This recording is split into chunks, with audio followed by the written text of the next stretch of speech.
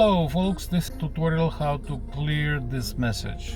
So if your service on your vehicle has been carried, you will need to clean this message. In my case, I was supposed to do this service 10 days ago, and this is a simple tutorial. Everyone can do it. With vehicle off, get your key into position number 1. You should come up with messages like all the error messages. Click OK button. When you get to the mileage,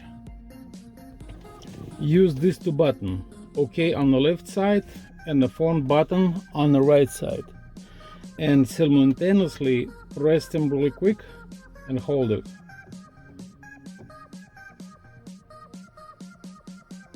Until you get to this message, vehicle data, that's the settings, dynamic test, AC plus.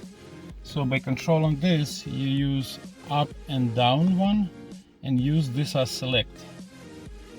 So we click assist, OK, service date, full service. So in our case, full service was carried. Click OK and choose the service that you did. In our case was full service carried.